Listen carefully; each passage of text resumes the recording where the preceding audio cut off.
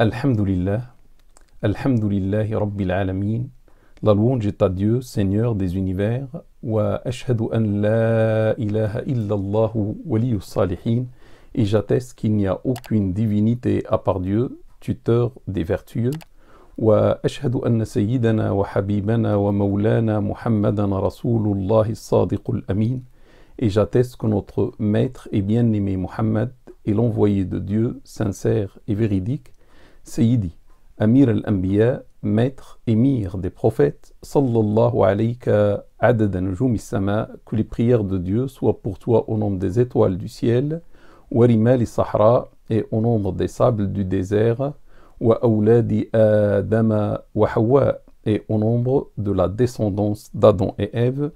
Amma ba'd, ayyuha al-ikhwatu wal-akhawatu fil islam, après ceci, mes frères, mes sœurs en islam, Ahbab al-Habib Muhammadin al-Mustafa, très cher ou bien-aimé Muhammad al-Mustafa, alayhi afdalus salati wa azka salam, pour lequel on demande les meilleures prières et les hautes salutations.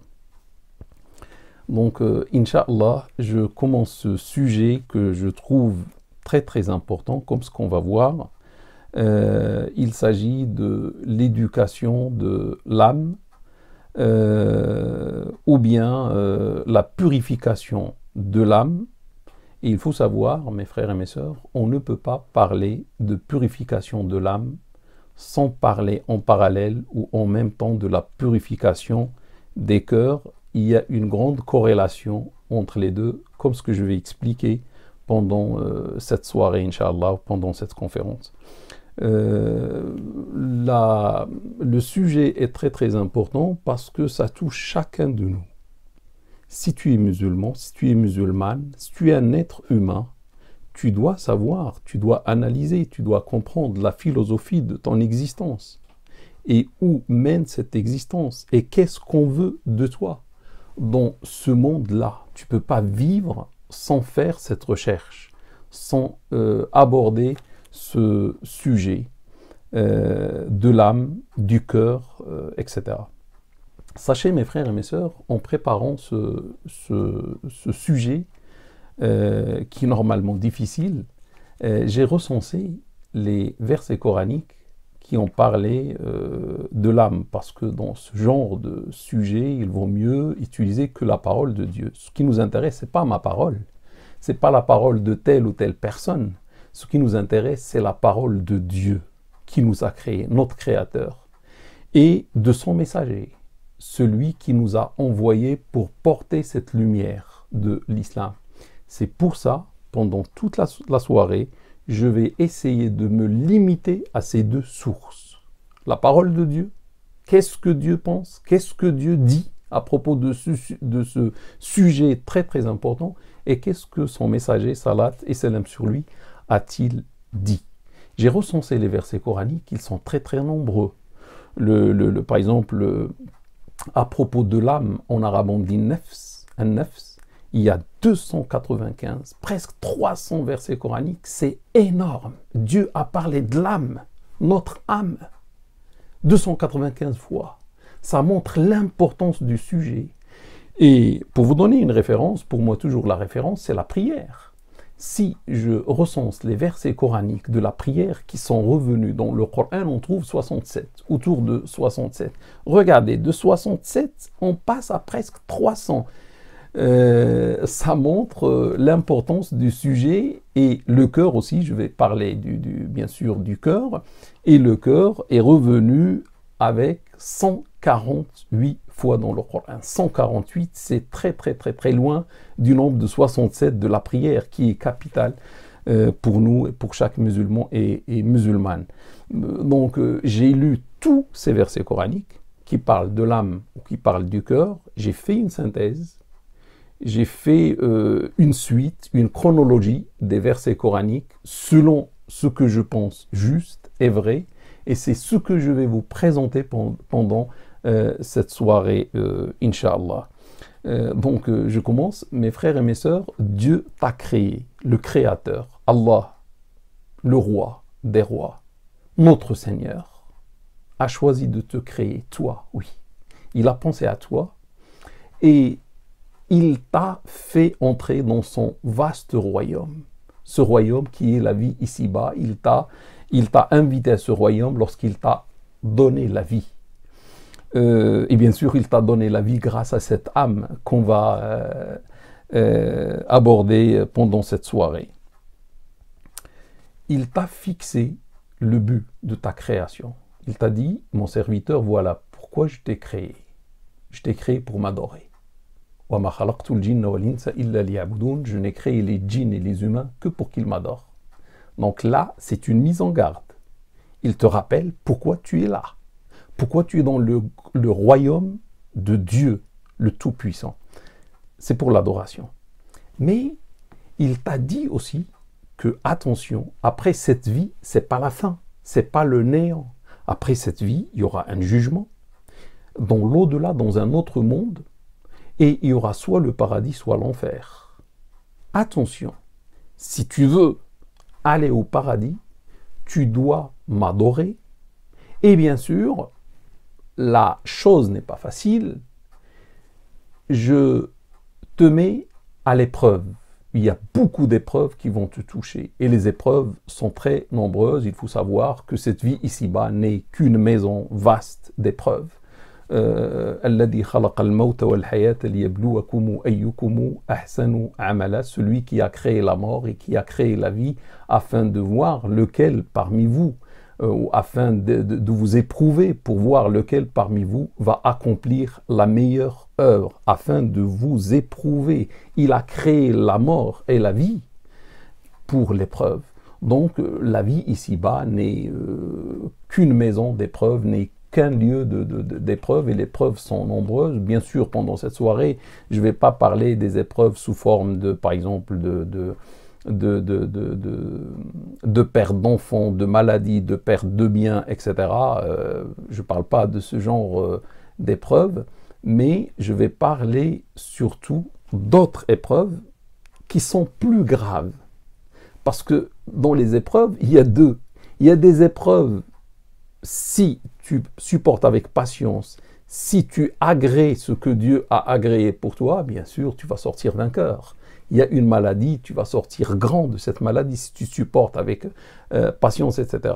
Il y a une perte de biens, d'enfants, de personnes, etc. Tu sors grand si tu supportes avec patience et agrément. Mais il y a d'autres épreuves qui sont pires que ce que je viens de dire.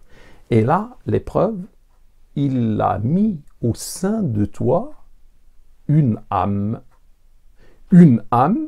qui est presque ton ennemi. Il a mis au sein de toi quelque chose qui cohabite avec toi, qui vit avec toi, qui vit dans ton corps. C'est l'âme, an-nafs. Je te dis, c'est un ennemi.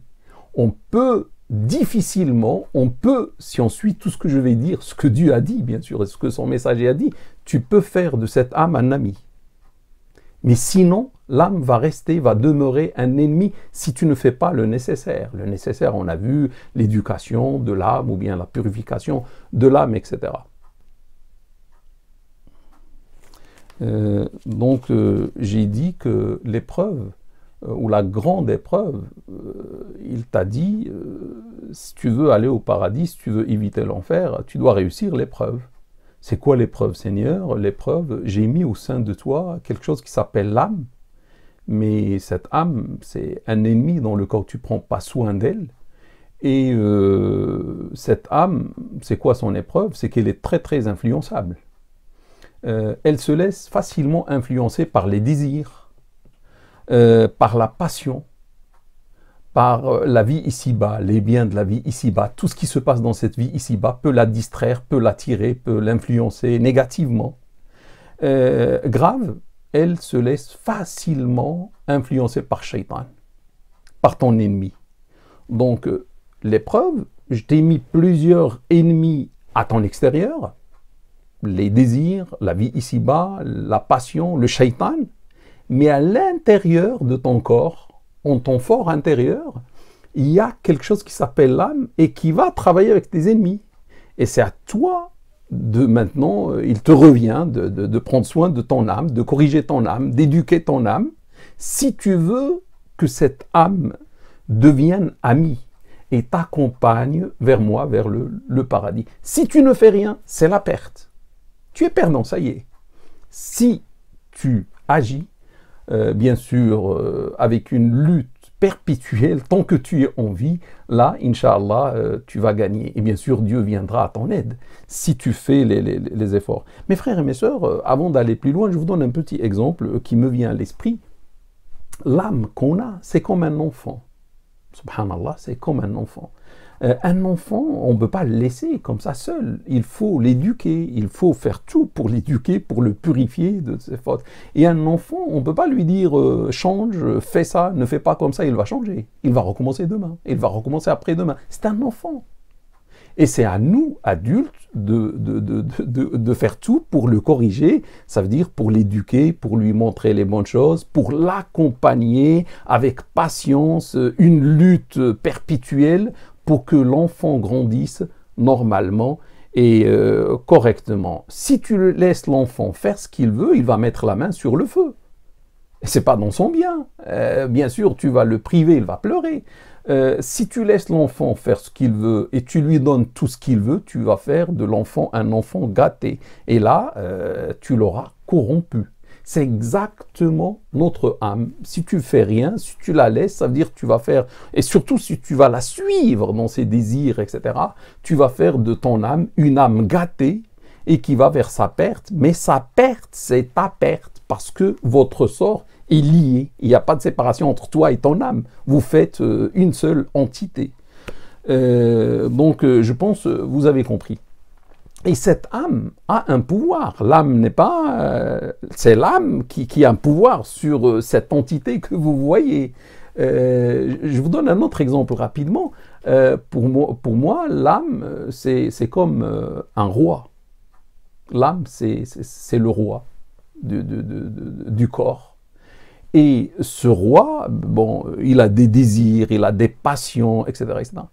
Et Dieu lui a donné un premier ministre. Et le premier ministre, c'est le cœur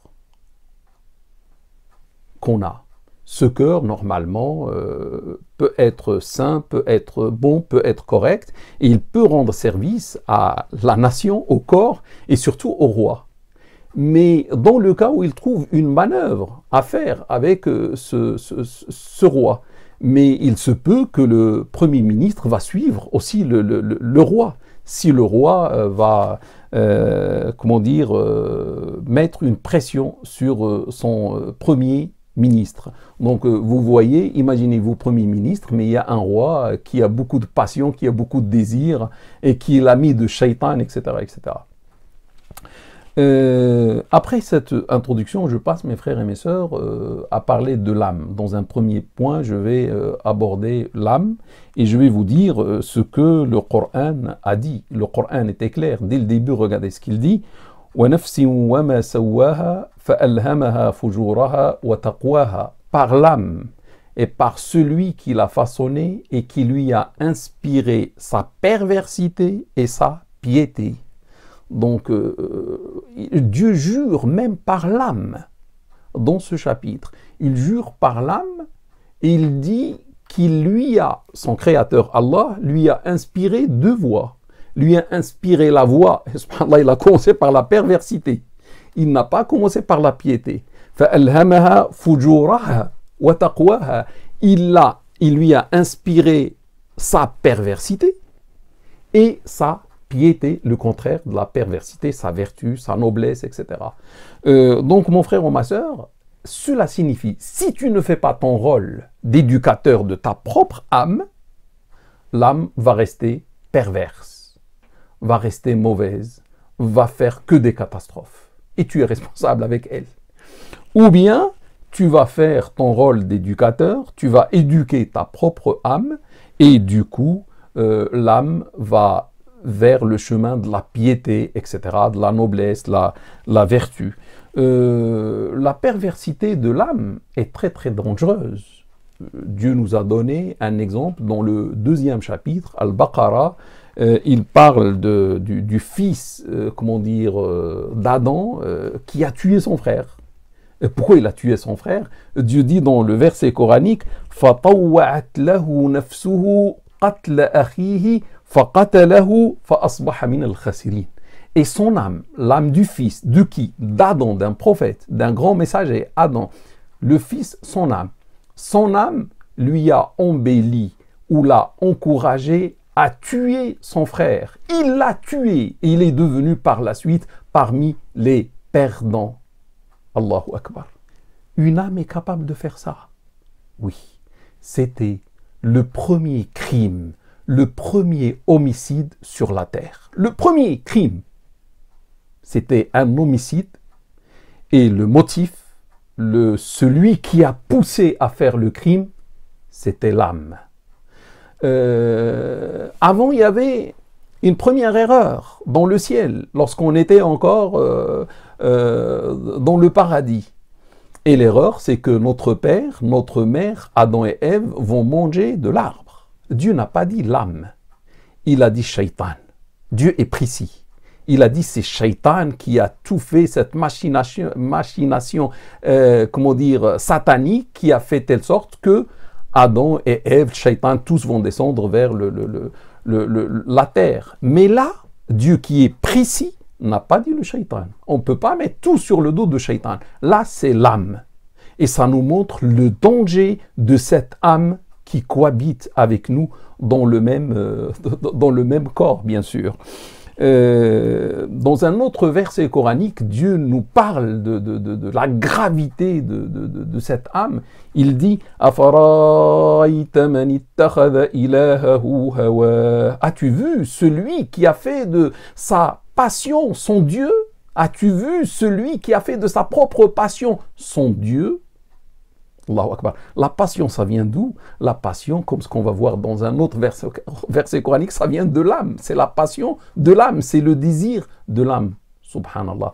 Donc ton âme peut te pousser, frères ou sœurs, à l'associationnisme. Ça veut dire, elle va te donner un Dieu qui s'appelle la passion, le Dieu passion, passion de l'âme, et tu vas adorer. Si tu suis ton âme et tu la laisses gâter, tu vas finir par adorer son Dieu, qui s'appelle la passion.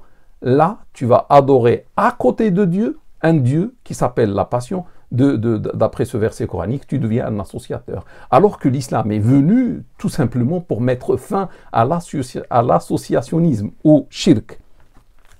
Donc, je pense que vous avez compris que celui qui ne prend pas soin de son âme, celui qui n'éduque pas son âme, qui ne purifie pas son âme contre ses désirs, ses passions, ses folies, moi je peux dire des folies, les folies de l'âme, il va sûrement avec elle en enfer. Parce qu'il n'aura pas fait, dans cette vie ici-bas, il n'a pas réussi l'épreuve. L'épreuve, tu as une âme et tu dois l'éduquer pour qu'elle devienne une âme croyante. Il faut que ton âme, en quelque sorte, se convertisse à l'islam. Il faut que ton âme soit soumise à Dieu et non pas à son shaitan ou à ses passions, etc. C'est ça ton rôle, de faire de ton âme une âme croyante, de faire de ton âme une âme musulmane. Dieu dit dans un verset coranique وَأَمَّا مَنْ خَافَ مَقَامَ رَبِّهِ وَنَهَى النَّفْسَ عَنِ الْهَوَى فَإِنَّ الْجَنَّةَ هِيَ الْمَأْوَى. Tandis que celui qui va craindre la position de son Seigneur et qui va interdire à l'âme de suivre sa passion, sa demeure finale sera le paradis. Signé Allah Ta'ala wa Tabarak. Notre Créateur, celui qui nous a créés et celui qui a créé cette âme. Qu'est-ce qu'il dit? Celui qui craint la position de son Seigneur et qui interdit à son âme, à sa propre âme, de suivre la passion. Tout à l'heure, on a parlé du Dieu passion, passion de l'âme. Sa demeure finale sera le paradis. S'il fait ça, il aura le paradis. Le prophète sallam dit le paradis a été entouré par les choses qu'on ne désire pas, par les choses qu'on déteste. Et l'enfer a été entouré par les désirs. Rapporté par l'imam Muslim. Donc, vous voyez les épreuves. On est dans un monde, subhanallah, d'épreuves et on doit réussir toutes ces épreuves, une après l'autre. subhanallah, tout ce qu'on désire, attention, peut-être c'est l'enfer qui se cache derrière. Donc les apparences sont trompeuses. Ce qu'on déteste, peut-être c'est le paradis qui se cache derrière. Et il faut faire attention, et surtout au désir. Raison pour laquelle, mes frères et mes sœurs, la lutte s'impose. Le djihad de l'âme, le djihad contre soi, contre l'ennemi qui habite à notre intérieur, s'impose. Si tu veux sauver. Il n'y a que ça qui peut te sauver, frères et sœurs. On va faire cette lutte, on va mener cette lutte pour le bien de l'âme. Pour notre bien, parce que le bien de l'âme, c'est le nôtre aussi, et il est nécessaire, il est notre devoir de la purifier de sa désobéissance et surtout de ne pas la suivre dans ses désirs et dans ses recommandations, etc. Tu dois apprendre, frère ou sœur, à dire à ton âme, non, je ne le fais pas.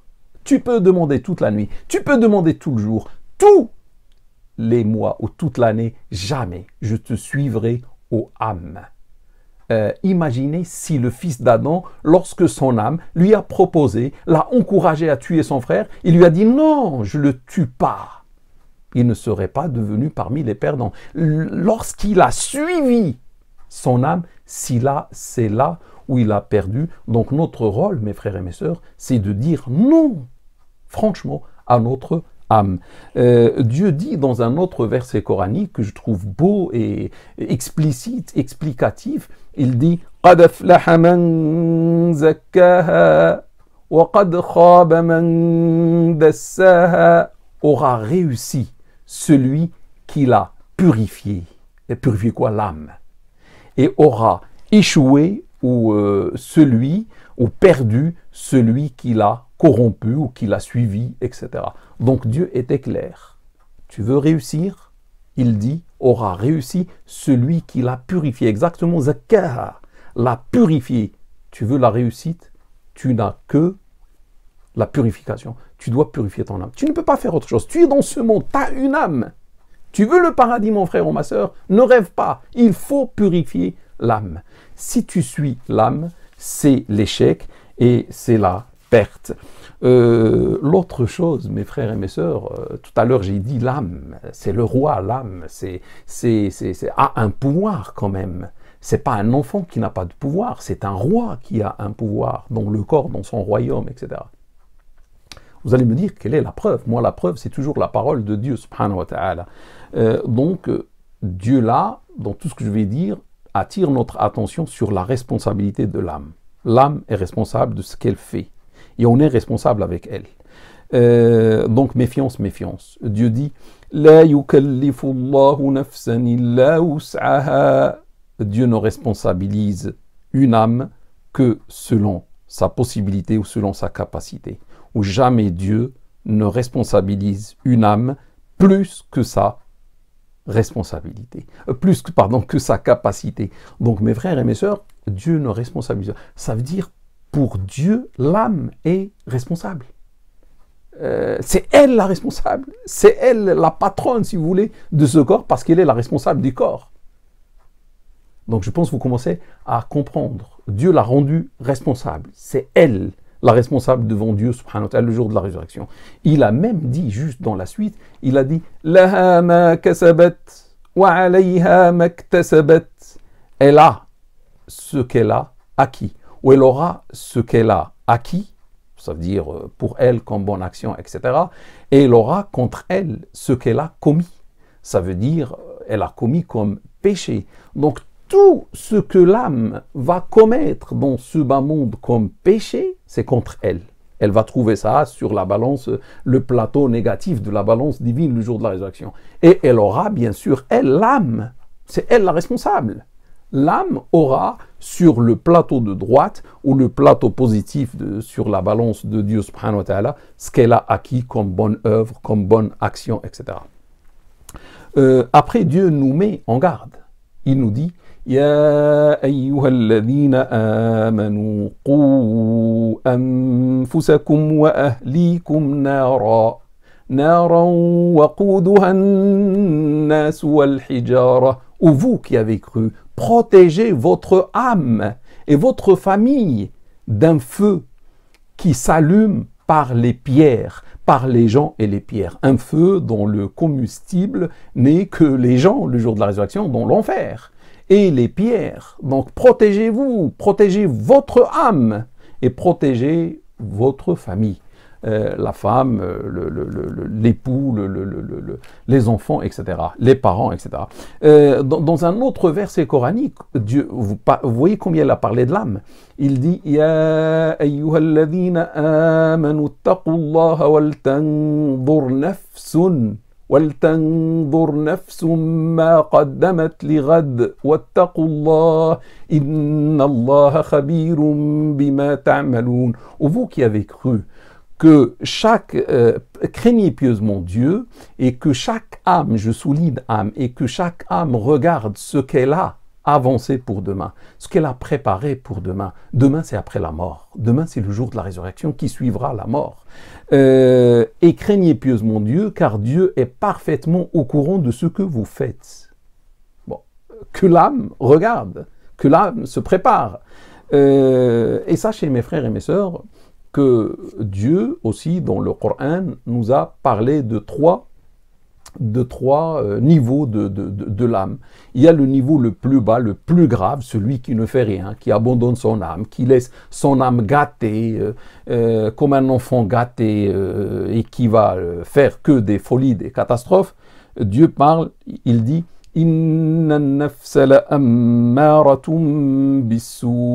certes, l'âme est très instigatrice du mal. Certains, comment dire, traduisent par instigatrice ou incitatrice. Non, mais c'est pas instigatrice. Dieu a dit très instigatrice du mal. Ammara, il n'a pas dit amira. Il a dit ammara pour mettre l'accent. Donc là, mes frères et mes sœurs, attention, on doit ouvrir les yeux. L'âme n'est pas celui qui désire seulement. Après, tu fais pas, on va voir. Seulement lui désire. L'âme ne suit pas seulement la passion. Non, l'âme prend les commandes. L'âme ordonne et il faut faire ce qu'elle ordonne. Dieu dit, certes, l'âme est très instigatrice. Si vous voulez, en arabe, c'est celle qui donne les ordres. Et lorsqu'elle donne les ordres doivent être faits. Donc, elle n'a pas le rôle seulement d'encourager ou d'embellir, etc. Ou d'aimer ou de désirer. Non, elle va donner les ordres. Et il faut faire. C'est elle la responsable. C'est pour ça l'imam Razi a dit l'âme c'est un shaitan. Moi tout à l'heure j'ai dit c'est un ennemi, j'ai pas voulu aller jusqu'à dire un shaitan. Et il a raison, l'imam Razi. L'imam Razès a dit l'âme est un shaitan. Ah, il y a avec nous un shaitan à l'intérieur, oui. Mais seulement ce shaitan, tu peux faire de lui un ange. C'est ça la différence entre un shaitan ordinaire, il ne deviendra jamais un ange, alors que l'âme peut devenir un ange. Pourquoi c'est un shaitan? Parce que mes frères et mes sœurs, il dit, sans elle, jamais l'or ne sera égaré, jamais l'homme ne sera égaré à cause du shaitan. C'est elle qui va embellir. Le shaitan parle avec elle, il va dire, oui, je veux ça, fais-moi ça. Et elle va insister, etc., jusqu'à ce que tu fasses ce qu'elle demande. Donc, sans l'âme qui est à notre intérieur, jamais le shaitan n'aura d'effet sur nous.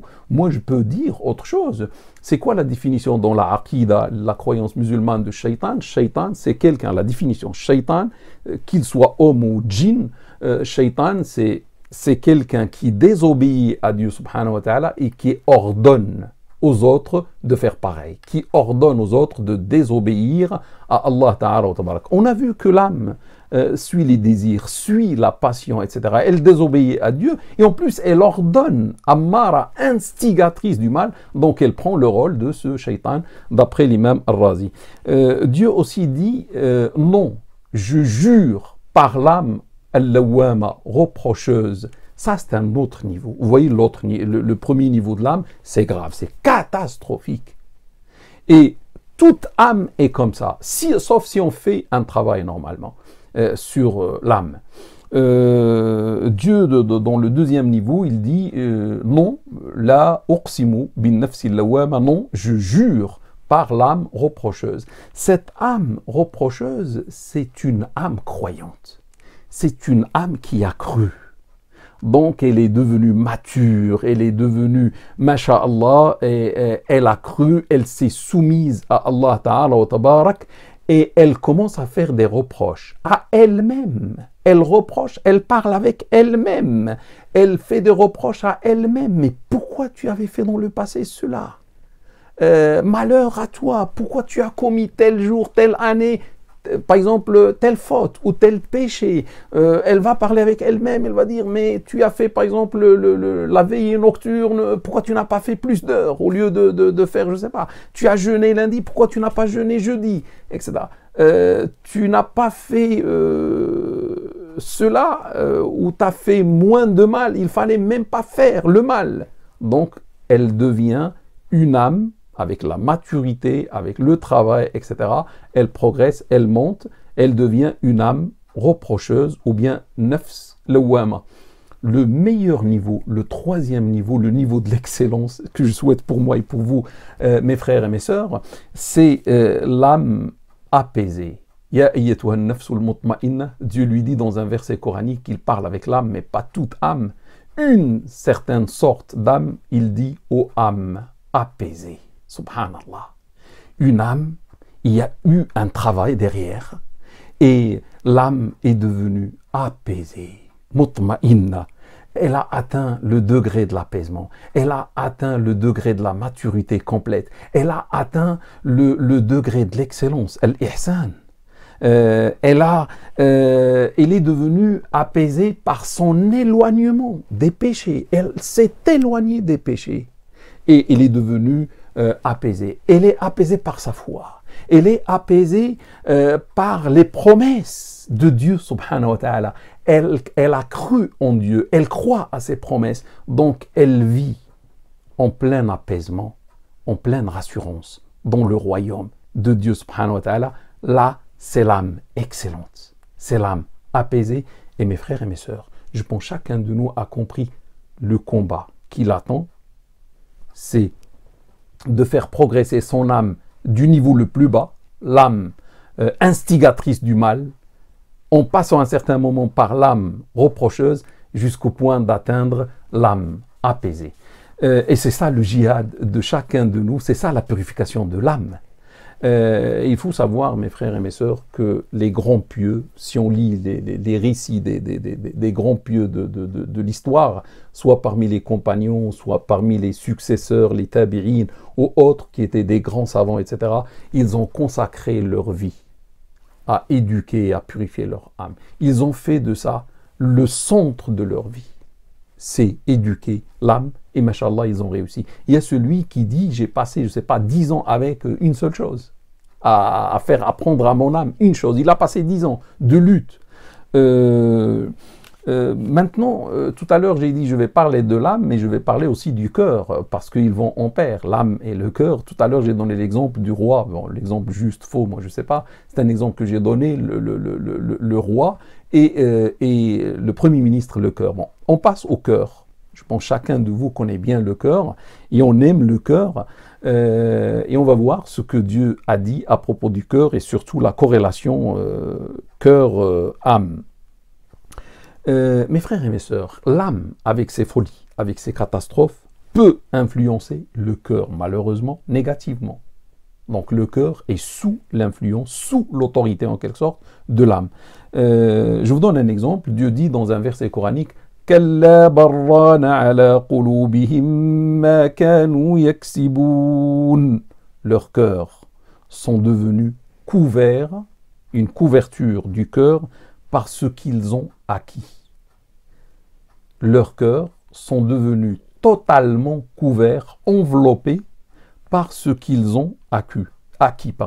Mais l'acquisition, qui a acquis quoi?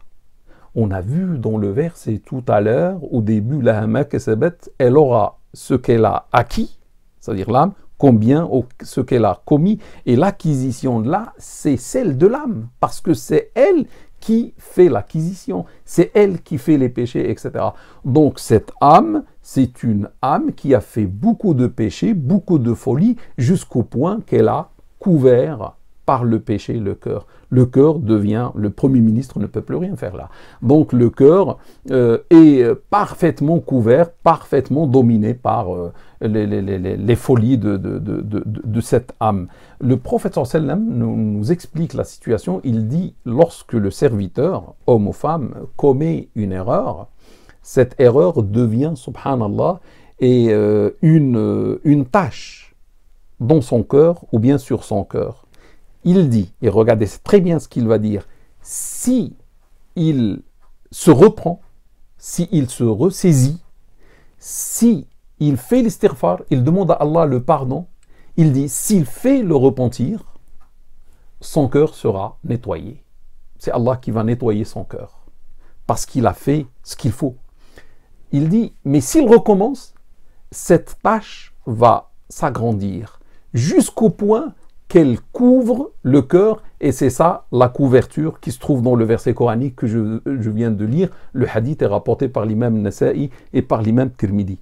Donc comment on perd notre cœur, mes frères et mes sœurs? C'est avec les péchés. Lorsqu'on laisse l'âme faire ce qu'elle veut, elle va faire des péchés, des péchés, des péchés, des péchés, et petite tâche par petite tâche par petite tâche, on perd le cœur et le contrôle du cœur. Le cœur qui est une lumière, normalement, pour nous, mes frères et mes sœurs. Donc, je pense que vous avez vu la corrélation, ce que peut faire l'âme pour le cœur. Et Dieu dit dans un verset coranique, dans un autre chapitre, mais qui va bien expliquer ce que je viens de dire, فَإِنَّهَا لَا تَعْمَى الْأَبْصَارُ وَلَكِنْ تَعْمَى الْقُلُوبُ الَّتِي فِي الصُّدُورِ. Car ce qui devient réellement aveugle, ce ne sont pas les yeux, mais plutôt les cœurs qui se trouvent dans les poitrines. Donc Dieu nous dit, attention, ce qui devient réellement aveugle, ce ne sont pas les yeux. Les yeux vont voir l'arbre, vont voir la montagne, vont voir la mer, vont voir les gens, toujours.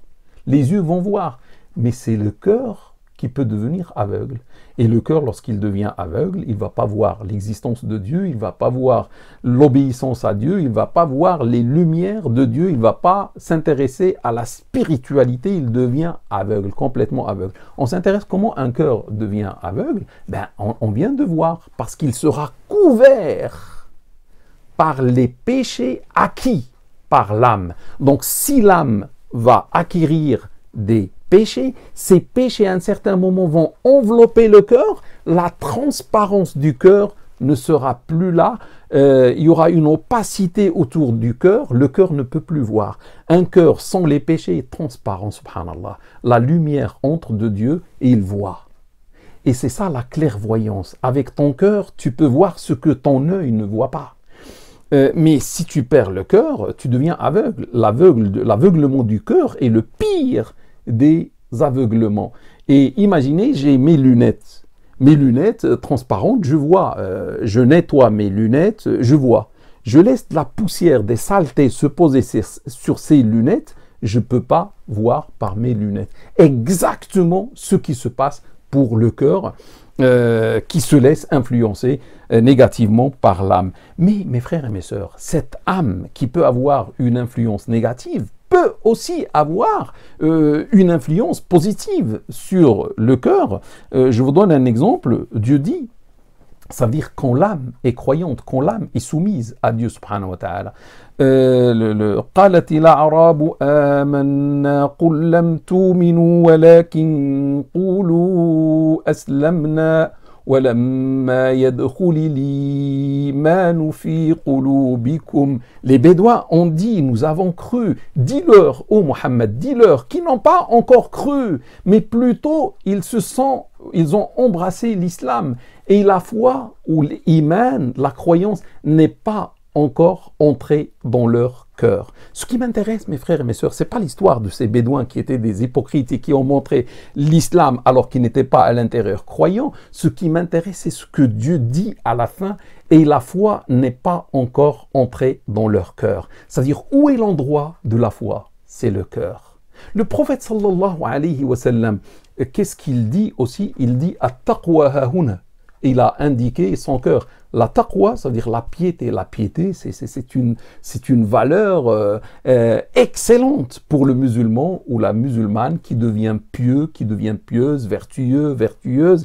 La piété, il a montré, ça se trouve là. Il a montré sa poitrine d'après le hadith rapporté par l'imam Muslim. Donc vous voyez, le cœur peut être rempli par les péchés, mais il peut être rempli par le contraire des péchés, par la foi qui rentre dans le cœur, l'amour de Dieu, l'amour du prophète sallallahu alayhi wa sallam, la piété, etc. Ce sont des valeurs positives qui habitent le cœur.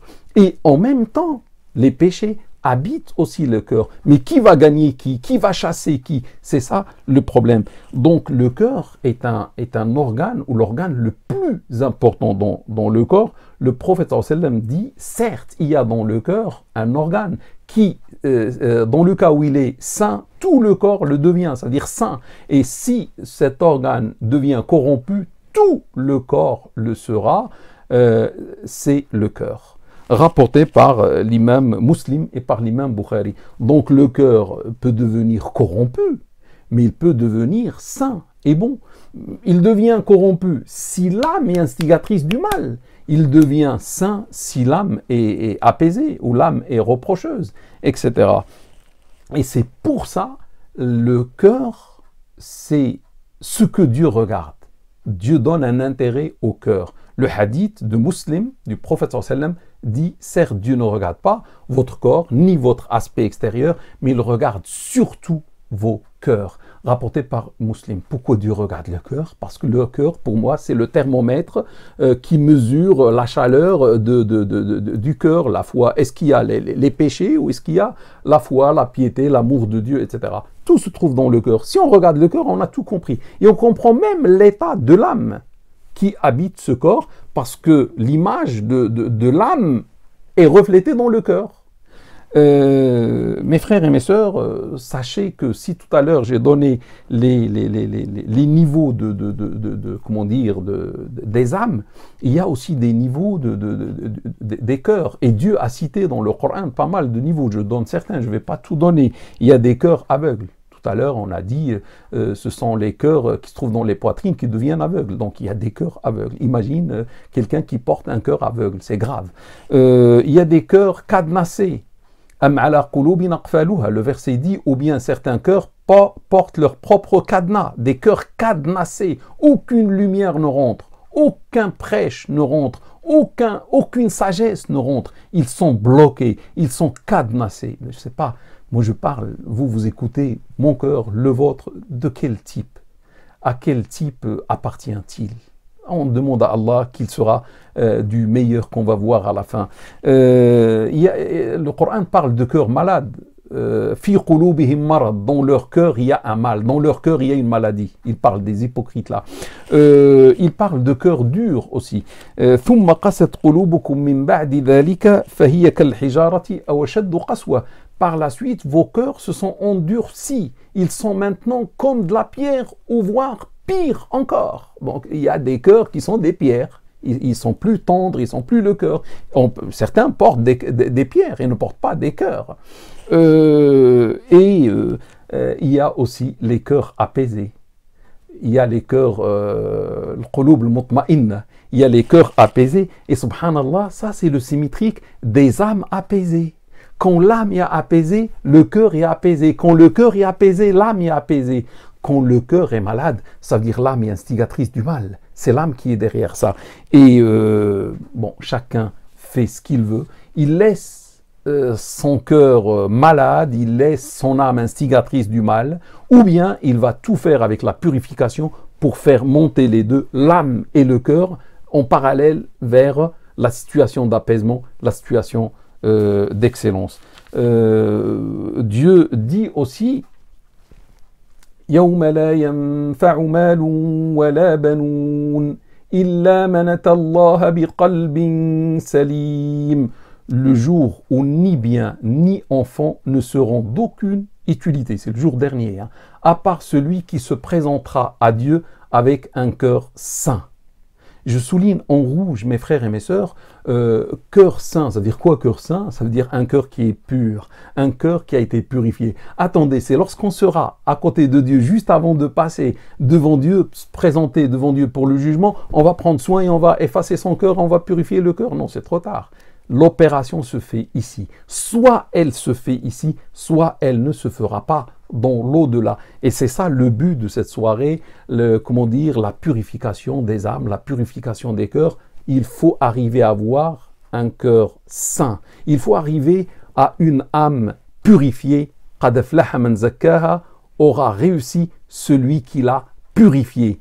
Le jour où ni bien ni enfant ne seront d'aucune utilité à part celui qui viendra à Dieu avec un cœur saint. Vous voyez le rôle, mes frères et mes sœurs, de la purification. Et quand on dit la purification de tout, il ne faut rien laisser. Vous connaissez les péchés, vous connaissez le bien, tous les péchés doivent être effacés, tout le bien doit être installé dans le cœur. Ça, c'est l'opération que chacun de nous, mes frères et mes sœurs, doit faire, et c'est celle qui donne la réussite le jour de la résurrection, c'est l'éducation ou la purification de l'âme.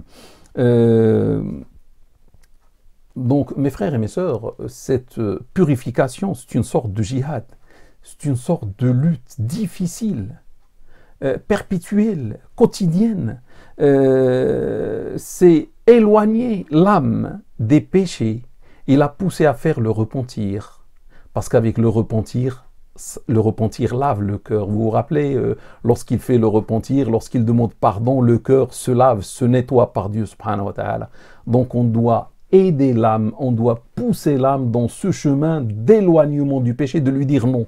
Lorsqu'elle demande non, et l'aider à aller vers l'éloignement des péchés et à faire le repentir, et surtout, à faire beaucoup de bonnes actions et beaucoup d'adoration pour embellir le cœur. Donc, le rôle du djihad que l'islam le propose, mes frères et mes sœurs, c'est de purifier le cœur, c'est de le vider de tout ce qui est mauvais, de tous les péchés, et de le remplir par tout ce qui est beau, par tout ce qui est merveilleux, etc. Embellir le cœur, parce que sinon, le cœur, en quelque sorte, est impur.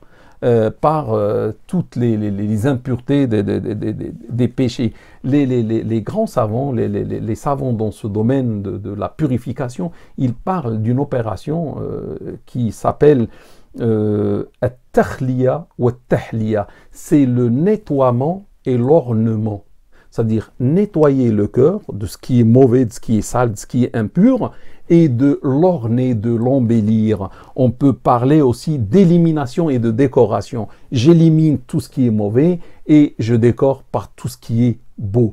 Dieu dit, et cette opération est nécessaire, mes frères et mes sœurs, de nettoiement et d'ornement. Dieu dit Inna Allah la yughayyiru ma biqawmin hatta yughayyiru ma bi anfusihim. Dieu ne change jamais l'état d'un peuple tant qu'il ne change pas ce qu'il y a en eux, en leur âme.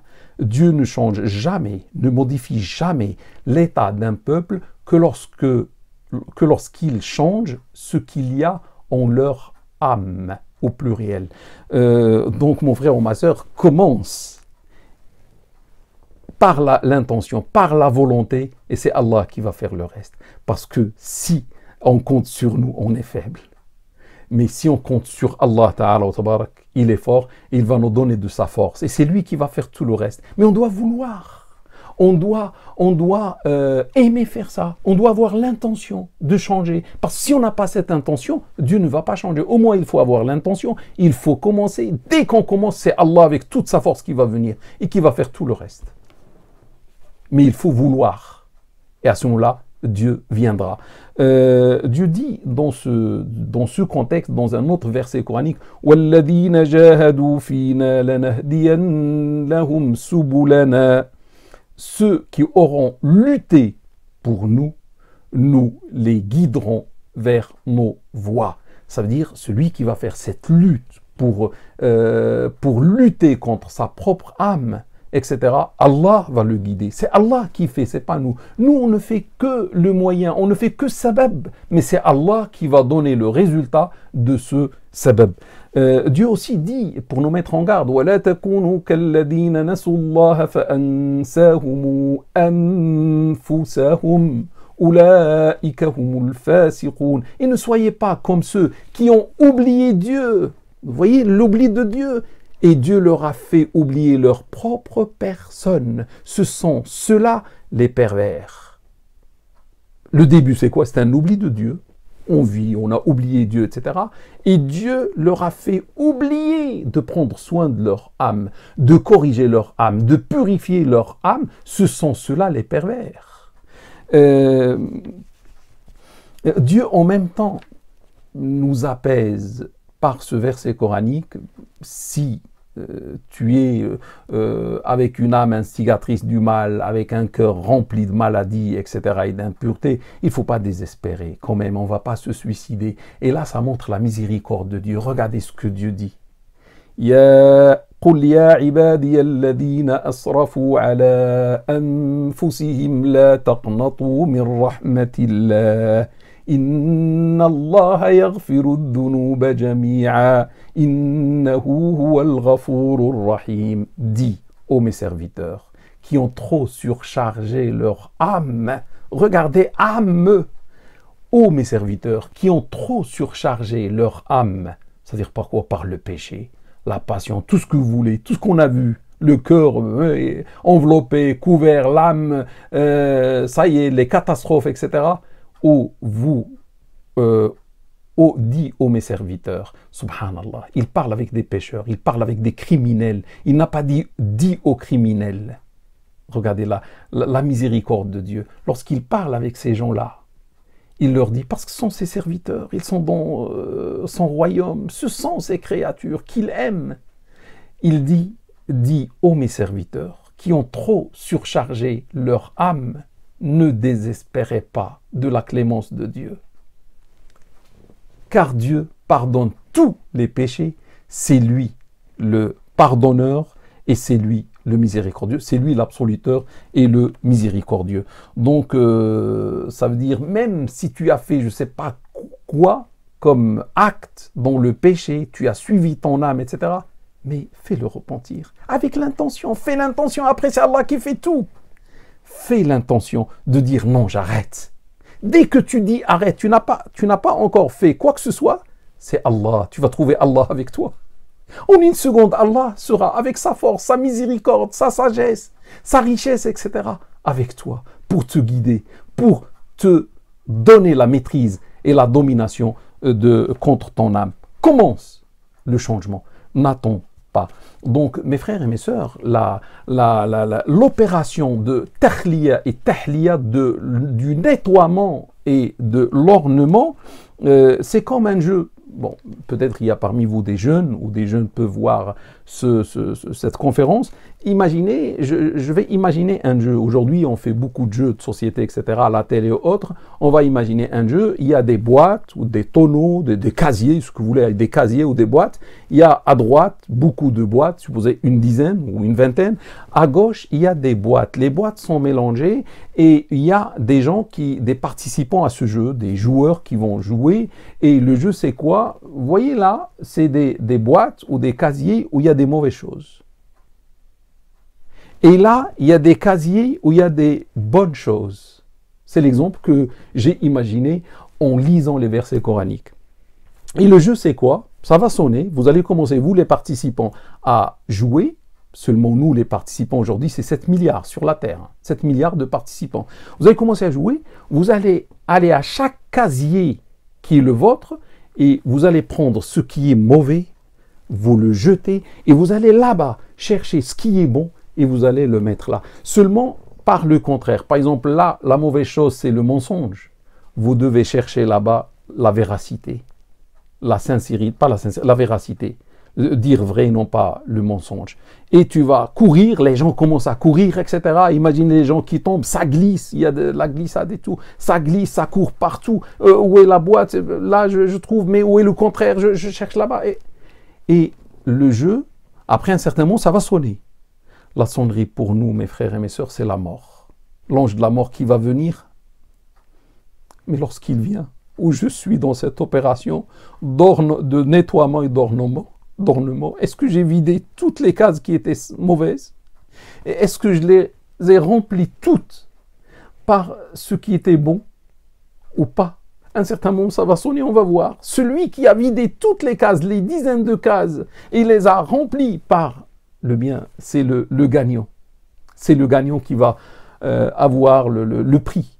Mais pour nous, il va avoir le paradis. Mes frères et mes sœurs, si vous avez compris ce que Dieu a voulu pour nous,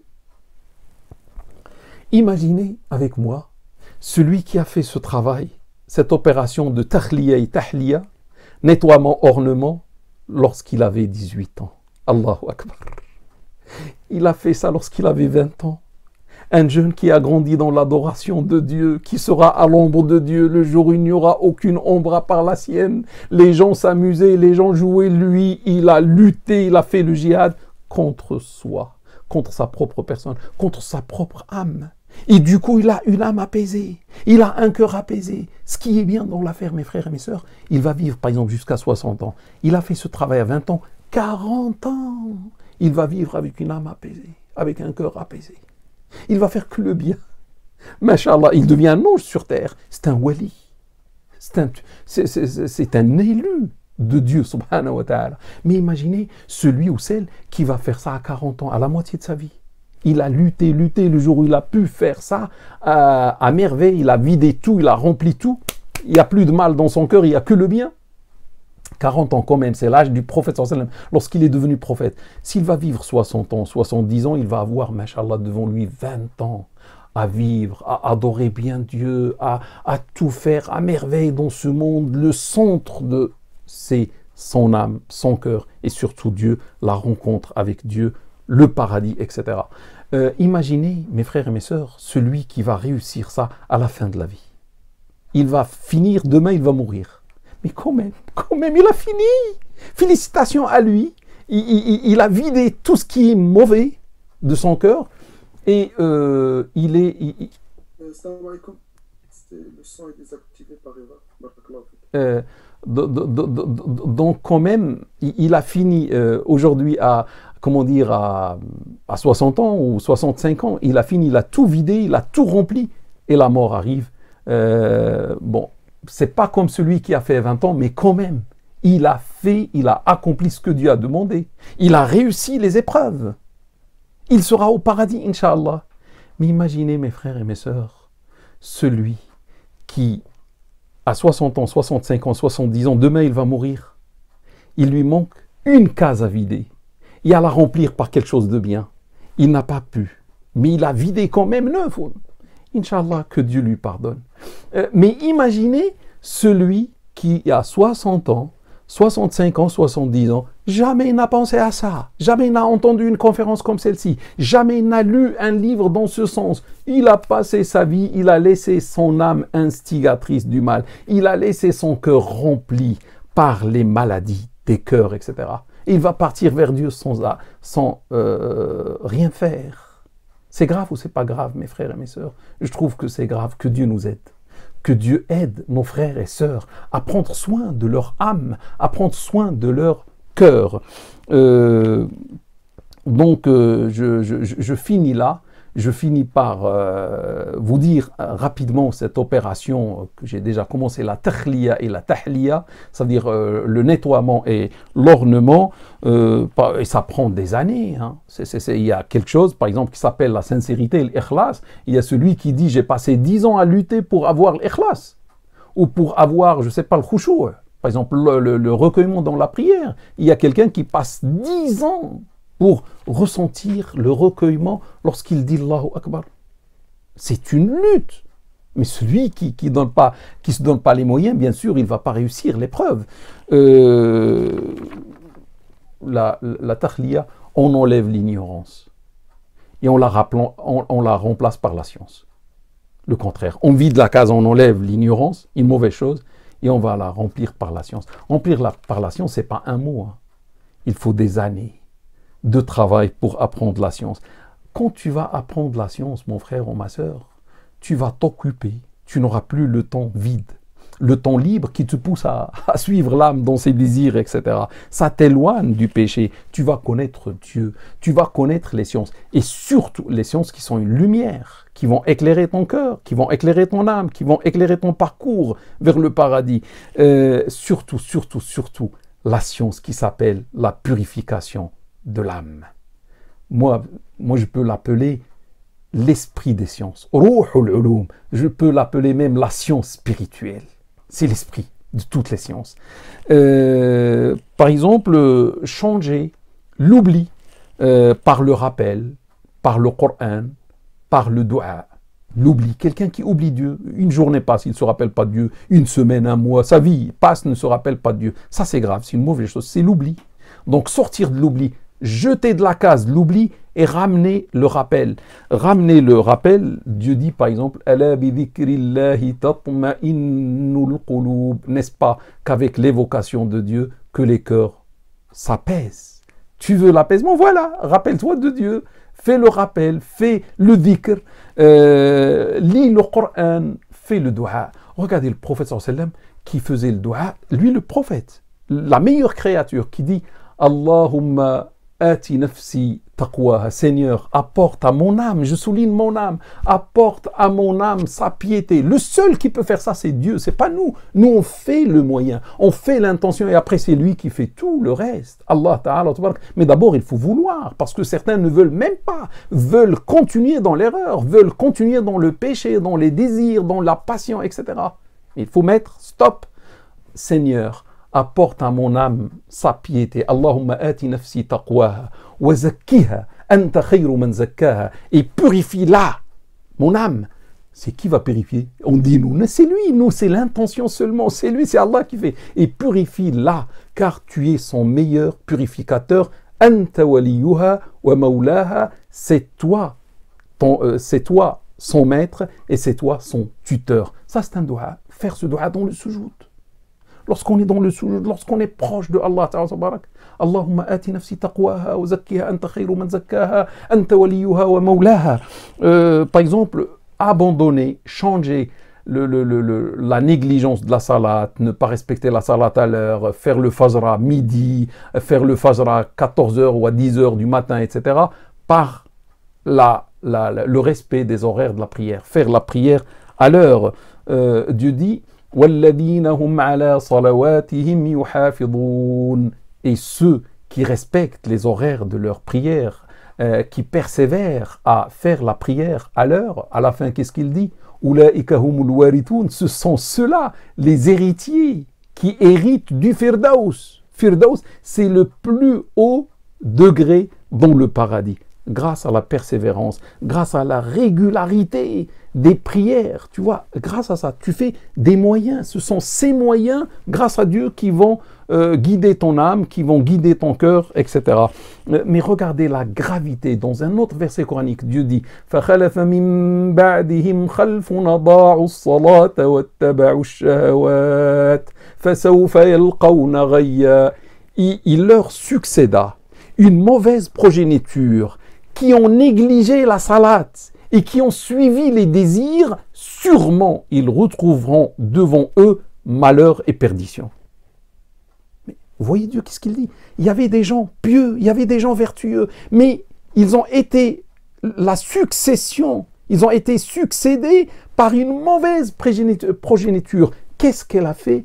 Elle a raté la prière, elle a abandonné la prière, elle a négligé la prière. Et ce qu'ils ont fait, regardez, lorsqu'il y a négligence de la prière, automatiquement il y a les désirs. L'âme, lorsqu'on ne prie plus, l'âme va plonger dans les désirs et suivre les désirs. Sûrement, ils trouveront devant eux malheur et perdition. Dieu dit dans un autre verset coranique, Inna as-salata tanha 'anil fahsha'i wal munkar. Certes, la salat ou la prière détourne de tout ce qui est immoral et tout ce qui est blâmable. Quand tu pries et tu fais des prières à l'heure, tu seras préservé par Allah Ta'ala, parce que tu as fait un moyen. Après, c'est Allah qui va bénir le moyen. Bon, rapidement, on change l'avarice par la générosité. On change On change la haine par le pardon. Parce que si tu pardonnes, Dieu te pardonnera tes péchés. On change l'orgueil par la modestie. N'entrera pas au paradis celui qui a dans le cœur le poids d'un atome. Que dire que de celui qui a des kilogrammes ou des tonnes et tonnes et tonnes d'orgueil. On remplace la jalousie par l'amour des frères et l'amour des sœurs. Normalement, notre religion nous demande de s'aimer en Dieu, subhanahu wa ta'ala. Donc la jalousie, le prophète dit, elle dévore les bonnes actions comme le feu qui dévore le bois. Changer l'associationnisme et l'ostentation riya par l'ikhlas, par la sincérité, etc. J'arrive, mes frères et mes sœurs, à la conclusion, à la fin. Je n'ai pas tout dit, il y a beaucoup de choses à faire, changer ça par ça, changer ça par ça. Il y a une batterie de mesures, une batterie de valeurs ou de choses à enlever par une autre batterie de valeurs ou de bonnes choses à mettre. Dieu dit à la fin, celui parmi nous, mes frères et mes sœurs, qui aura compris le sens de sa vie. Le sens de sa vie, c'est surveiller son âme. C'est être derrière son âme, pas par pas, pour la purifier, pour la corriger, pour l'éduquer. Celui qui va faire ça et qui va réussir, et à la fin, il n'y a plus rien. Toutes les cases sont vidées et remplies par ce qu'il faut, d'après Dieu. La générosité, l'amour, le pardon, etc., etc., etc. Le khushu', le recueillement, l'unicité, unifier Dieu, la sincérité. Dieu, le jour de la mort, quand cette personne, son heure arrive et sonne, elle va entendre cela. C'est beau, c'est magnifique. C'est un verset coranique. Ya ayyatuha an-nafsul mutma'inna, ou âme apaisée. Cette âme apaisée va mourir maintenant. Et Dieu lui dit, ô âme apaisée, Ya ayyatuha an-nafsul mutma'inna, irji'i ila rabbiki radiyatan mardiyah. Retourne à ton Seigneur satisfaite et satisfaisante, subhanallah.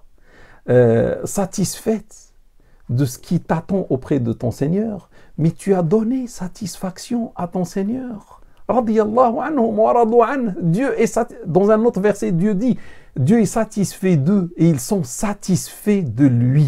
Masha'Allah, c'est la satisfaction, c'est l'apaisement, c'est l'excellence. Fadkhuli fi ibadi wadkhuli jannati. Subhanallah, la personne est en train de mourir sur le lit de la mort. Et c'est pas fini, le verset continue. Dieu parle toujours. Rentre au sein de mes serviteurs, ou rentre dans le groupe de mes serviteurs, les vertueux, les pieux, les prophètes, etc. Rentre dans le nombre de mes serviteurs et rentre donc dans mon paradis. Allahu Akbar. Allahu Akbar. Rentre dans le nombre de mes serviteurs. Mais qui les serviteurs? Les serviteurs pour lesquels Dieu va dire le jour de la résurrection. Ya ibadi la khawfun alaykum al-yawma wa la antum tahzanoun. Ô mes serviteurs, vous ne subirez aujourd'hui, le jour de la résurrection, aucune peur et aucune tristesse. Ça veut dire quoi ça? Ça veut dire que vous allez entrer au paradis sans jugement. Je ne vous juge même pas. Parce que vous êtes mes serviteurs. Vous êtes ceux qui ont éduqué leur âme, qui ont pris soin de leur cœur, etc. Malgré qu'ils étaient dans la vie ici-bas, malgré qu'ils étaient éblouis par les attractions, et par Shaitan, et par la passion, et par les désirs, etc. Vous êtes des héros. Vous avez pu vaincre à la fois votre âme, instigatrice du mal. Vous avez pu vaincre votre Shaitan. Vous avez neutraliser le shaitan. Vous avez pu vaincre la passion, vous avez pu vaincre les désirs, etc. Et vous avez tout gagné. Vous avez tout gagné. Vous êtes des héros. Oh mes serviteurs, les héros. Vous ne subirez aujourd'hui aucune crainte et aucune peur et aucune tristesse. Mes frères et mes sœurs, entrez dans le paradis sans jugement. Machallah, c'est beau. Parce que des gens vont trembler. Tu seras à l'ombre de Dieu le jour où il n'y aura aucune ombre à part la sienne. Et tu ne vas pas trembler, tu ne vas pas avoir peur, tu ne vas même pas être jugé et tu seras invité à rentrer au paradis. Parce que ton âme est pure, parce que ton cœur est saint, à part celui qui viendra vers Dieu avec un cœur saint. Et vous savez, quand tu rentres au paradis, qu'est-ce que tu vas trouver? Avec ça, j'ai fini. J'ai choisi pour vous ce verset coranique dans lequel Dieu dit وَفِيهَا مَا تَشْتَهِيهِ الْأَنفُسُ وَتَلَذُّ الْأَعْيُنُ وَأَنْتُمْ فِيهَا خَالِدُونَ. Et dans lequel, ça veut dire dans le paradis, il y a tout ce que désirent les âmes. Les âmes, vous voyez, les âmes qui désiraient des choses et des choses, des folies, des catastrophes dans cette vie ici-bas, et qui ont été éduquées, etc., et qui sont devenus purs et purifiés. Ils n'ont pas touché au désir de cette vie ici-bas. Là-bas, il y a tous les désirs, mais halal, dans le paradis, dans le paradis où il y a tout ce que désirent les âmes. Et tout ce qui rafraîchit les yeux, et en plus, vous y êtes éternel, ou vous y serez éternel, c'est-à-dire il n'y a pas de mort. C'est la fête, pas un jour, pas 2 jours, la fête à vie. Tu fais la fête avec tes proches, à vie, avec tes amis, avec les pieux, avec les serviteurs de Dieu, à vie. Il n'y a que la fête, et après la fête, il y a la fête, et après la fête, il y a la fête. Fête après fête, à l'infini. Là, c'est le paradis. Tu n'adores plus, tu ne travailles plus, rien, tu as les vêtements, tu peux changer les vêtements, je ne sais pas combien par jour, jusqu'à ce que tu fatigues, tu manges ce que tu veux, tu bois ce que tu veux, tu voyages là où tu veux, tu fais ce que tu veux. Subhanallah, c'est le paradis, c'est la fête. La ilaha illallah. Donc, mes frères et mes sœurs, je pense que vous avez compris ce que Dieu a voulu de nous. Vous avez compris ce que Dieu nous a préparé. Le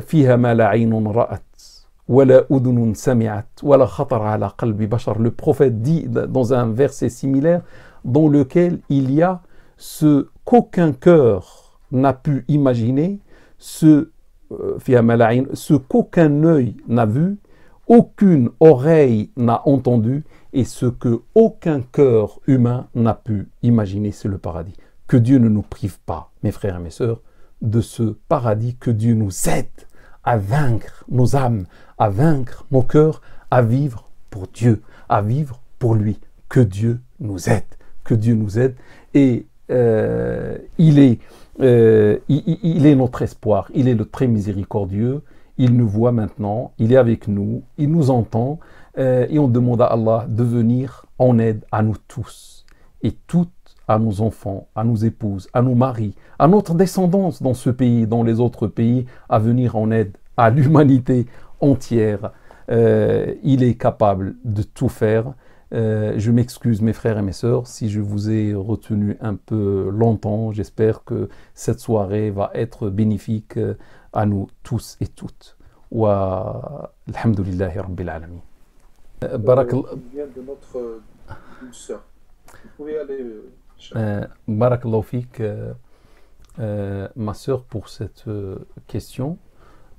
Sachez qu'il y a beaucoup d'auteurs qui ont écrit, musulmans, qui ont écrit dans ce domaine-là, et ils ont essayé de parler de 4 choses. Et dans ce qu'ils ont essayé de parler, ils ont essayé de ces 4. L'esprit, ar-ruh. C'est quoi ar-ruh? L'esprit. C'est quoi al-aql? La raison. Et l'âme et le cœur. Ils ont essayé de faire un lien entre ces 4. L'esprit, parce qu'on est habité quand même par un esprit. Et Dieu un jour a soufflé l'esprit, au l'ange a soufflé le ruh. Aussi, il y a la raison, l'aql, il y a un nafs, il y a le cœur. Et ces auteurs, subhanallah, bon, ont écrit ce qu'ils ont pu écrire. Et moi, j'ai lu ce qu'ils ont écrit, mais depuis longtemps, je ne suis pas d'accord avec ce qu'ils ont écrit. Parce que je pense, wallahu a'lam, que pour dire quelque chose et croire à la chose, il faut des arguments. Si on laisse les gens écrire, des auteurs, des penseurs, penser ce qu'ils veulent, bien sûr, chacun va pouvoir penser ce qu'il veut. Mais il ne peut pas m'engager à penser comme lui. Parce qu'il ne m'a pas convaincu. C'est beau ce qu'il dit. Le scénario qu'il a imaginé, etc. L'âme, c'est ça. Le cœur, c'est ça. L'esprit, c'est ça. L'aql, la raison, c'est ça, etc. Ils vont dire des choses. Tout ça, c'est beau, c'est magnifique. Mais ça m'apaise pas. En lisant les 295 versets coraniques et les 140 de l'âme et les 148 versets coraniques qui ont parlé du cœur, j'ai pu, avec ce que je savais aussi avant, dans les cours de Aqida, etc., que j'enseigne, j'ai pu faire un lien. Sachez, mes frères et mes sœurs, que ces quatre-là, qu'est-ce qu'on a dit? L'esprit, l'âme, la raison, le cœur. Eh bien, d'après ce que j'ai pu comprendre du Coran, l'esprit, ar-ruh et an-nafs, c'est un, c'est la même chose. Ar-ruh et l'esprit, c'est la même chose. Donc, ce n'est pas la peine d'écrire des scénarios et donner des définitions, etc., etc., écrire des livres, alors que l'esprit, al-nafs et al-ruh, nafs shay, c'est la même chose. L'esprit est égal à l'âme. Et l'aql et le cœur, c'est la même chose. La raison et le cœur, c'est la même chose. Vous allez me dire quel est l'argument. Bien sûr, je vous donne mon argument, et mon argument est coranique, et tout ce que je dis est tiré du Coran. Le Coran a parlé, sachez qu'il a parlé de l'esprit seulement dans 21 versets coraniques. Et souvent l'esprit que le Coran a cité, c'était le Saint-Esprit, ça veut dire l'archange Gabriel, ou l'esprit qui est le Coran, l'esprit signifie le Coran, le Saint-Esprit signifie l'archange Gabriel, l'esprit signifie aussi l'archange Gabriel, souvent c'était ça. Et c'est dans quelques versets, l'esprit a signifié notre esprit. Donc 21. Et vous savez tous et toutes que si on existe, si on vit, c'est qu'un jour, lorsqu'on était encore fœtus, dans le ventre de nos mères, Allah a ordonné à l'ange de venir et de souffler dans notre corps quelque chose qui s'appelle ar-ruh, quelque chose qui s'appelle l'esprit. Donc, cette chose, lorsqu'elle est entrée, elle est venue de chez Allah Ta'ala wa Tabarak, elle a donné un corps qui devient animé par la vie, par le mouvement, etc. Et on est cet être qu'on est aujourd'hui, animé par Ruh. Mais seulement lorsque il y a le moment de la mort, normalement on s'attend à ce que Dieu dise, il va reprendre l'esprit. À ce moment, on va comprendre que l'âme est une autre chose. Dieu, qu'est-ce qu'il dit? Toute âme goûtera la mort. Kullu nafsin dha'iqatul maut. Toute âme goûtera la mort. Il n'a pas dit tout esprit. On est surpris parce que celui qui est entré dans le corps, c'est l'esprit. Donc c'est l'esprit qui doit mourir. Alors que Dieu dit toute âme goûtera la mort.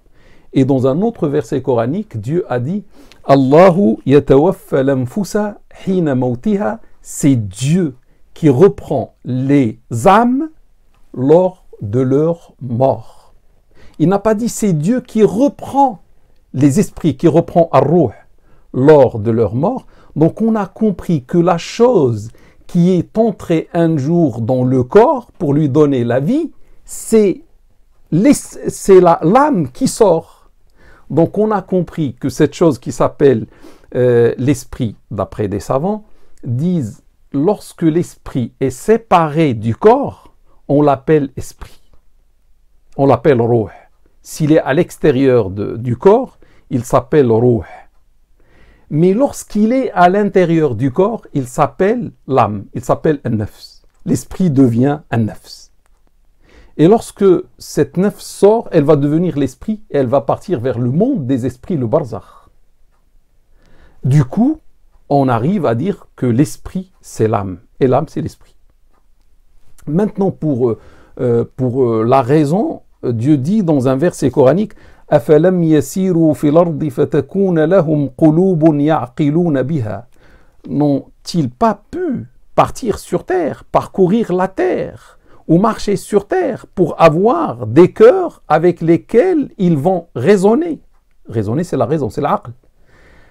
Et dans plusieurs versets coraniques, il a parlé des cœurs qui raisonnent ou des cœurs qui comprennent. Il dit lahum qulubun la yafqahuna biha. Ils ont des cœurs avec lesquels ils ne comprennent pas. C'est-à-dire, pour Dieu, on comprend avec le cœur. Tout à l'heure, on voit avec le cœur.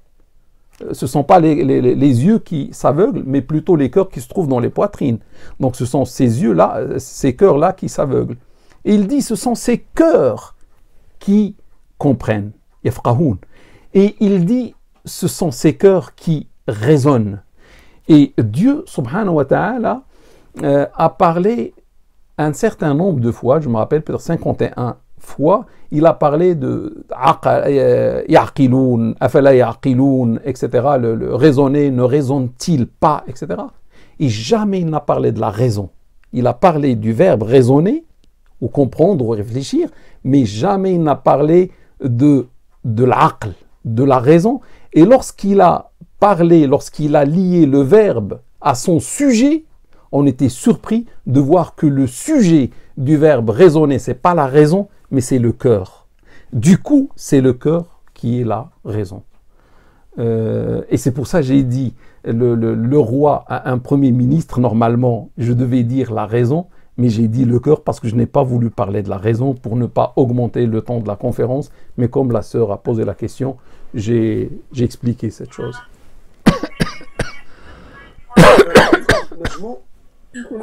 Maintenant. Salam alaikum. Alors, je suis la maman de Najmoudi, barakallahu fikoum. Salam wa barakatuh. Intervention. Ma question est la suivante. J'ai bien écouté attentivement sur l'âme et sur le cœur, comment avec les versets coraniques.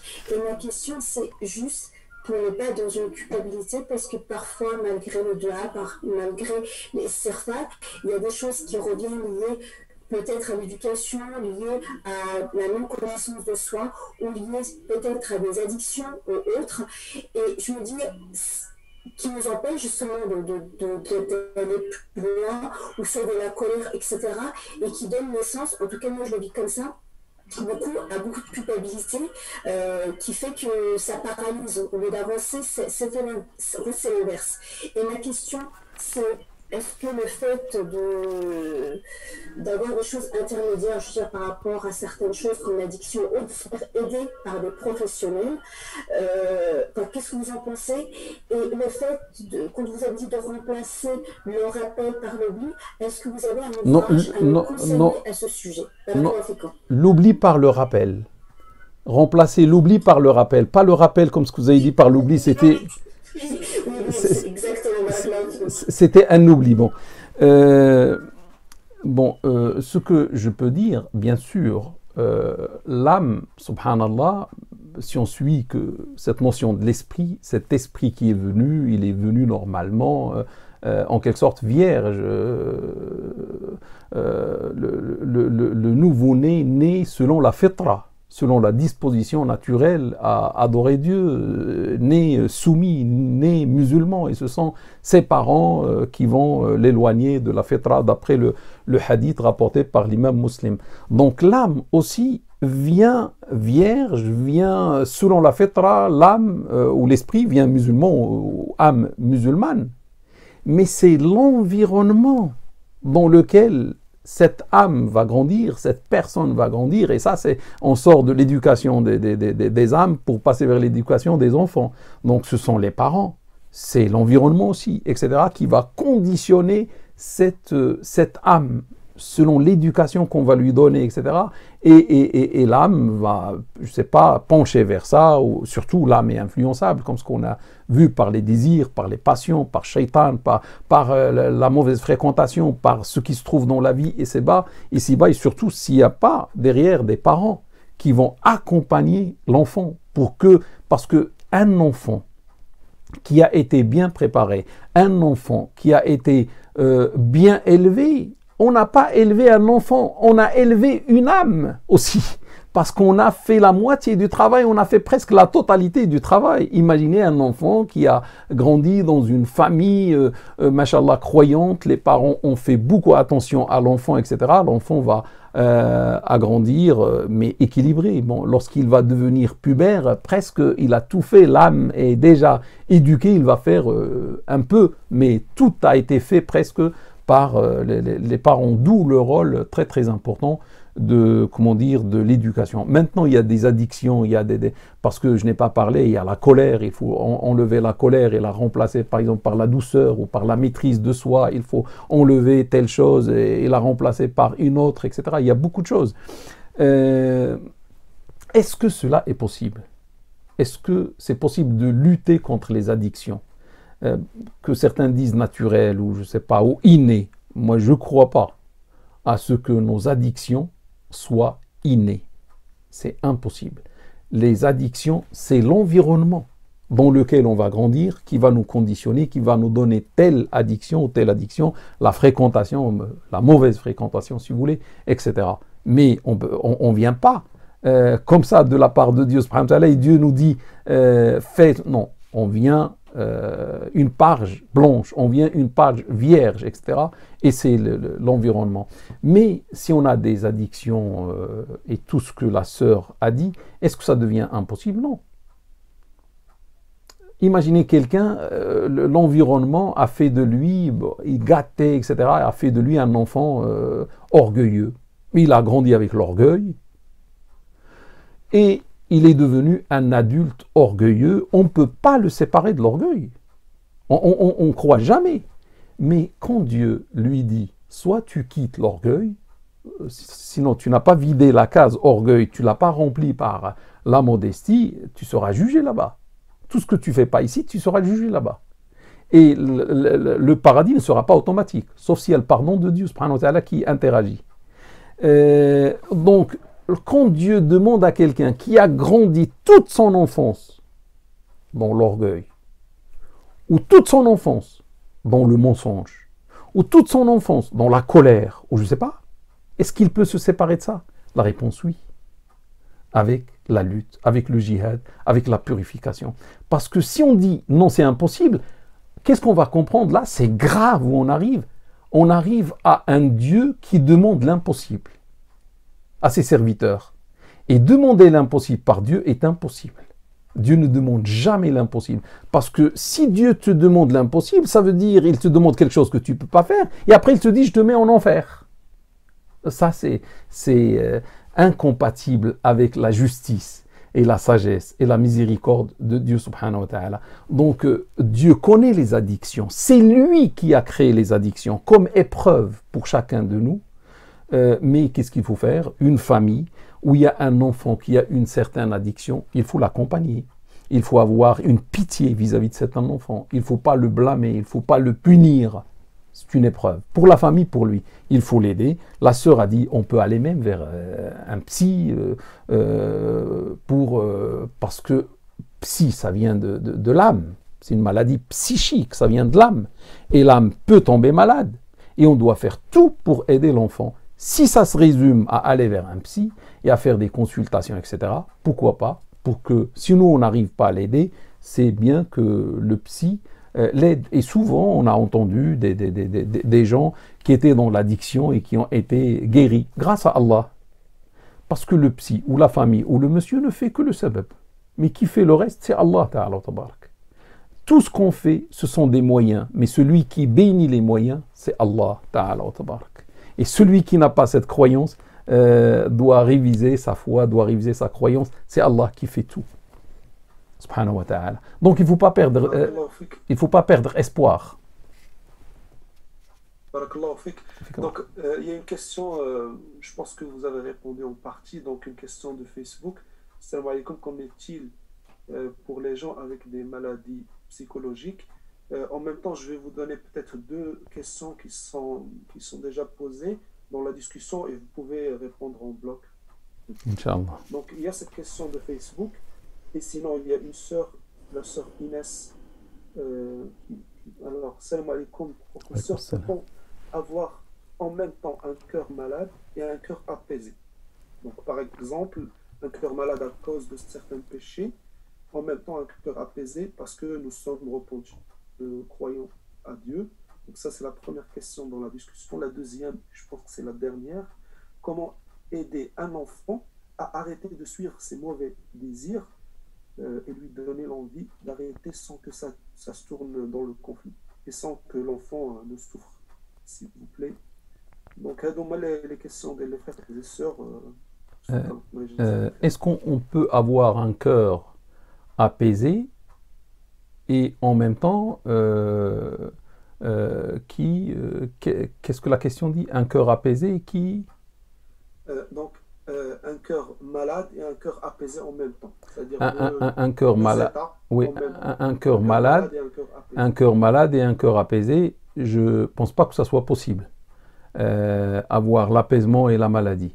Mais là, c'est peut-être lorsqu'on fait un acheminement vers l'ascension de l'âme instigatrice du mal et on va vers la perfection, vers l'excellence, vers l'apaisement, et à un certain moment, on arrive à une station qui s'appelle l'âme reprocheuse, an-nafs al-lawwama. Peut-être là, l'âme parfois fait, dans des moments de faiblesse, elle n'est pas encore mature à 100%, donc elle risque de faire des choses, mais en même temps, elle regrette. Et elle reproche, elle fait des reproches à elle-même, etc. Et il y a ce conflit de l'âme à l'intérieur. Donc elle fait et après elle regrette, etc. Donc on va voir que lorsqu'elle regrette, lorsqu'elle s'abstient pendant un certain temps, on va croire qu'elle est apaisée. Mais après elle récidive et elle va tomber encore parce que elle n'a pas atteint ce niveau de l'apaisement total. C'est ce que je peux dire. Donc si quelqu'un avait fait des choses dans son passé et après il a fait le repentir, c'est félicitations d'abord, il a fait le repentir, il doit corriger le reste. Je sais pas, j'étais par exemple un menteur, j'ai corrigé le mensonge, maintenant je dis que la vérité, mais peut-être il y a l'orgueil à corriger aussi. Je fais le même. On a dit il y a plusieurs cases et les cases il faut faire la tazkiya il faut faire la purification de l'âme, cette science qui peut durer 2 ans, 3 ans, rien que cette science pour apprendre. Et après il faut la pratique. Apprendre c'est une chose, mais il faut mettre en pratique et ça c'est dur. Et petit à petit on va nettoyer notre âme, on enlève ça et je suis sûr et certain j'ai fini, j'ai enlevé ça. Après je passe à une autre chose, et après je passe à une autre chose, et après je passe à une autre chose. Et si on regarde de l'extérieur, il y a une partie comme ce que dit la sœur, une partie qui est bonne, ça est réglé. Hein. Il n'y a plus le mensonge, il n'y a plus l'orgueil, il n'y a plus la colère par exemple. Mais il y a d'autres choses. Et ces choses-là, je vais les aborder une après l'autre avec l'aide de Dieu subhanahu wa ta'ala, avec les larmes entre les mains de Dieu quand je suis seul, avec dua, Seigneur, purifie mon âme, c'est toi le purificateur, etc. Et c'est un travail avec le Coran, avec la salat à l'heure, aussi avec la bonne fréquentation. La mauvaise fréquentation est mauvaise pour l'âme, mais la bonne fréquentation est bonne pour l'âme et pour le cœur. Avoir des gens vertueux, des frères vertueux, des sœurs vertueuses pour les sœurs, etc. Et surtout lire le Coran, lire la biographie du prophète sallam et surtout lire la biographie des compagnons et des successeurs vertueux, parce que franchement, lorsqu'on voit ce qu'ils ont fait, on se demande, nous, est-ce qu'on est musulmans ou pas? Lorsqu'on voit, franchement, ça augmente notre foi. On est ébloui par ce qu'on voit. Dans ces successeurs qui étaient dans le 1er siècle, Saïd ibn al-Musayyib, Mujahid, Muhammad ibn Sirin, Al-Hassan al-Basri, Ata ibn Rabah, etc. Des gens qu'on ne connaît pas. On connaît les chanteurs, on connaît les danseurs, on connaît les joueurs, mais on ne connaît pas l'essentiel. On ne connaît pas les vrais stars de l'islam qui doivent être notre modèle. Croyez-moi, si on lit ces gens-là, notre cœur s'apaise. Et on va essayer de faire comme eux. On sera entraîné dans leur sillage. Donc ça, c'est pour les addictions. Je ne sais pas c'était quoi l'autre question. C'est l'enfant. L'enfant, mes frères et mes sœurs, bon, un enfant, ça reste un enfant. Et les adultes doivent être adultes. Et les adultes ne doivent pas devenir des enfants pour corriger l'enfant. Donc il faut d'abord avoir la pitié vers l'enfant. Il faut avoir l'amour parental du père et de la mère vis-à-vis de l'enfant. Il faut avoir la douceur. Et on a dit la miséricorde. Avec ces ingrédients, on peut corriger l'enfant. Parce qu'il faut savoir une chose. Celui qui corrige, c'est pas nous. Si quelqu'un croit que c'est lui qui va corriger son enfant, il a tort. Et celui-ci va droit dans le mur. Parce qu'il va s'énerver, il va, je sais pas, s'il n'arrive pas, il va s'énerver, il va se taper des crises. Peut-être il va, je sais pas, qu'est-ce qu'il va faire à l'enfant, au bout du compte. Il va dire l'enfant ne veut pas. Alors que c'est quelqu'un d'autre qui ne veut pas. C'est Allah Ta'ala. Et c'est Allah qui guide. Certes, tu ne guides pas celui que tu aimes, mais c'est Allah qui guide qui il veut. Dieu dit dans un verset coranique qu'il parle avec le prophète sallallahu alayhi wa sallam. Tu ne guides pas, le meilleur des guides, le prophète, il lui dit certes, tu ne guides pas celui que tu aimes, mais c'est Allah qui guide qui il veut. Donc si j'ai ça dans la tête, j'ai cette notion de je dois faire que les moyens. Dieu m'a dit, si tu veux arriver là, prends ce moyen. Et c'est moi qui va te faire arriver là. C'est pas le moyen. C'est pas toi. C'est pas ton intelligence. C'est pas ton expérience. Fais ces moyens et tu vas arriver là. Dieu m'a demandé l'amour. Il m'a demandé la douceur. Il m'a demandé la miséricorde. Il m'a demandé d'essayer. Il m'a demandé le dialogue, de dialoguer avec l'enfant. Il m'a demandé de faire des doigts. Il m'a parlé d'exemples, d'enfants, etc., d'enfants de prophètes, de Noé, de Jacob, qu'est-ce qu'ils ont fait, d'Adam qui a tué son frère, etc. Donc il m'a dit, voilà, fais ces moyens, et après quand je fais ces moyens avec amour, avec miséricorde, avec douceur, c'est Allah qui va faire le reste. Et après, si ce que je veux n'arrive pas, si l'enfant ne change pas, c'est pas ma faute. Je ne vais pas le changer en le tuant. Je ne vais pas le changer en le frappant. Je ne peux rien faire. J'ai fait ce que Dieu m'a demandé et c'est Allah qui guide. Après, le résultat se trouve entre les mains de Allah. Si ça vient avec dua, avec l'aumône, avec tout ce qu'on peut faire, alhamdoulilah. Si ça vient pas, on va continuer à espérer Dieu, à toquer devant la porte de Dieu jusqu'à ce qu'un jour ça va venir. C'est tout ce qu'on peut faire. Autre chose, je ne suis pas responsable devant Dieu si l'enfant ne change pas et si j'ai fait le nécessaire. Si je fais les moyens que Dieu demande, je ne suis pas responsable. Le problème, si je ne fais pas les moyens et je fais de faux moyens qui peuvent induire en erreur l'enfant et l'égarer complètement, je suis responsable. Je ne suis responsable que si je ne fais pas ce que Dieu demande. Et au bout du compte, ce que je peux dire, il faut l'amour, il faut la miséricorde, il faut la foi en Dieu subhanahu wa ta'ala. Il ne va pas nous laisser tomber, c'est notre Seigneur. C'est sur lui nous comptons. Et Allah, Inch'Allah, fera tout comme ce que je dis. Nous, on fait que les moyens. Et il faut montrer aussi à l'enfant qu'on s'intéresse à lui, qu'on l'aime, qu'on dialogue avec lui, etc. etc. Ça va l'aider. Il ne faut pas qu'il y ait la coupure avec l'enfant. Il doit sentir que les parents l'aiment et veulent l'aider. Et on va faire tout pour l'aider. Si c'est un médecin, on le prend chez un médecin. Si c'est, je ne sais pas, on le prend, etc. Jusqu'à ce que Dieu, Inch'Allah, l'aide. Et après, on n'est pas Dieu, subhanahu wa ta'ala, on n'est que ses serviteurs. Barakallahu fik. Est-ce qu'il y a d'autres questions? Sinon, je pense qu'on arrive au terme, Inch'Allah, de cette conférence. S'il n'y a plus d'autres questions? Non. Barakallahu fik, c'est Mohamed Najah, encore une fois, pour votre effort et pour cette belle conférence. Allah يتقبل منك. آمين ومنكم. يجعلها في ميزان الحسنات إن شاء الله. نخليو لك إن شاء الله الختم. Je pense que ما كاينش دابا d'autres questions. كاين juste beaucoup de remerciements sur la discussion et sur le live. الله يجازيك بخير والله يتقبل. آمين. نعطيك تختم إن شاء الله. آمين. بسم الله الرحمن الرحيم. والعصر إن الإنسان لفي خسر إلا الذين آمنوا وعملوا الصالحات وتواصوا بالحق وتواصوا بالصبر. ربنا لا تؤاخذنا إن نسينا أو أخطأنا. ربنا ولا تحمل علينا إصرا كما حملته على الذين من قبلنا. ربنا ولا تحملنا ما لا طاقة لنا به. واعف عنا واغفر لنا وارحمنا أنت مولانا فانصرنا على القوم الكافرين. وصلى الله وسلم وبارك على سيدنا وحبيبنا ومولانا محمد صلى الله عليه وسلم وعلى آله وأصحابه أجمعين. سبحانك اللهم وبحمدك نشهد أن لا إله إلا أنت نستغفرك ونتوب إليك. سبحان ربك رب العزة عما يصفون وسلام على المرسلين والحمد لله رب العالمين. والسلام عليكم ورحمة الله تعالى وبركاته.